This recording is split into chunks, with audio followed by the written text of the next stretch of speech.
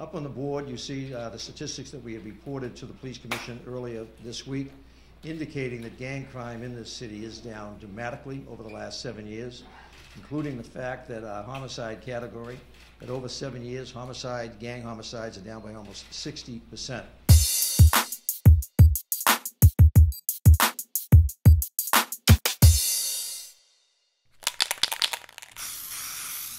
Five years ago, students were afraid to walk to school, coming and going from Crenshaw High School.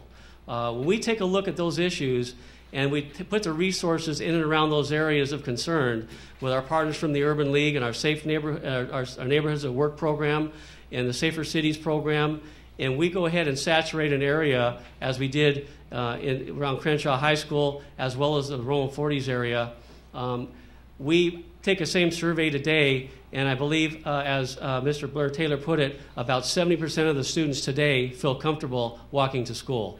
When you take a look at that type of measure of success, with all the partnerships we have in our enforcement strategies and methods, I think it shows that we're doing police work smartly. We're not just going out there on our own and without any research, any statistical information, any feedback from the community. It's a very well-involved analyzation. We continue to do that on a daily basis. I am convinced that, first of all, this violent crime issue is, in many of the residents, particularly of South Los Angeles, is the #1 issue. And in fact, if you even talk to teachers in schools, they will tell you that above all the other issues that we face, even in education, violent crime is the #1 issue.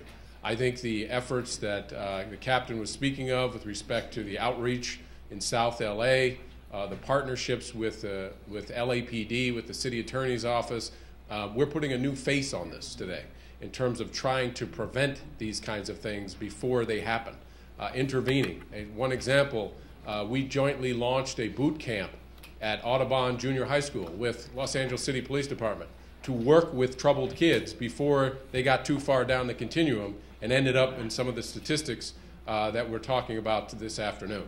So there are a number of efforts like that that are intervening in the middle schools.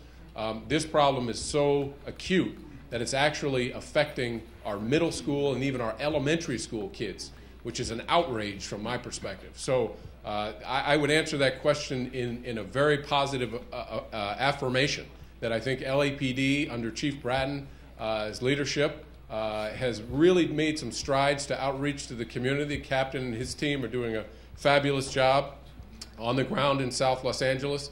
But this has to continue, because what we don't want to see is those trend lines going back up. It's not only bad for the residents of South Los Angeles, it's bad for the city of Los Angeles. We have been significantly increasing our efforts to deal with a multi-generational problem.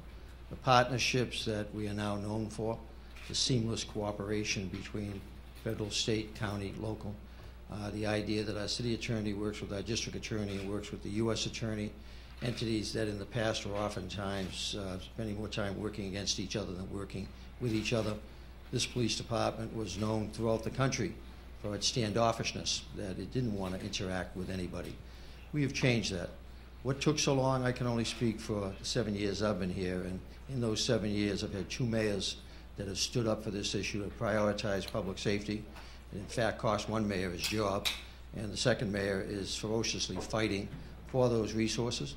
And this Friday we'll see if the rest of the city government stands up for public safety when the city council has the opportunity to step forward and say it will reaffirm that this department will maintain its current size that allows us to do these types of operations. And hopefully next year's budget cycle, the major cut that the city attorney's office took this year, the money that he lost will be restored, as he is an essential partner to moving on all of these issues. Public safety has to be #1. It's that simple. And so today's efforts are reflective of the fact the prioritization we place on this, it pays off big dividends. Wall Street should have those type of numbers in the sense of the return on investment that we are producing for the city of Los Angeles. Thank you very much for being here today. Appreciate it.